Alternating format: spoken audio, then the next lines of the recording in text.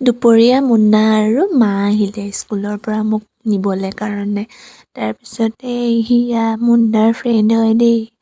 আহিলোঁ, মুন্নাৰ লগত বগৰী গুড়াহে খাইছোঁ। সৰুতে এই বস্তুটো লৈ কাজিয়া হৈছিলনে বাৰু? মই পিছে বহুত বেছি মাৰ খালোঁ আৰু স্কুল গ'লে য'তে নাযাওঁ সেই বস্তুটোৱে লাগে মানে মোক।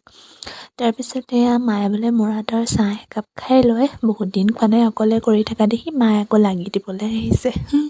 তাৰপিছতে মাহীহঁতৰ ঘৰ আহিলোঁ, কাৰণ মাহী ভাগৰ মানে আইতাজনী, শাহু মাজনী ঢুকালে। তাৰপিছতে ইজনক আমাৰ হ'বলগীয়া ভিনদেউয়া মানে মোৰ ফ্ৰেণ্ডৰ ছোৱালী। তাৰপিছতে বহুত বেছি ল'ৰা ছোৱালী একদম দেখিলে মই পাগলে হৈ যাওঁ। তাৰপিছত মাহীহঁতৰ ঘৰৰ পৰা আহি পেলাই দেউতাহঁতৰ ঘৰত সোমালোঁ। এইটো গৰু পোৱালি আজি জন্ম হৈছিল। তাৰপিছতে একদম দাদাই বোলে থৈ আহে, ৰেডি হ'লোঁ। মনটো পিছে বৰ বেয়া লাগে, ঘৰলৈ এনেকৈ যাবলৈ ওলালে। দিনটো এনেকৈয়ে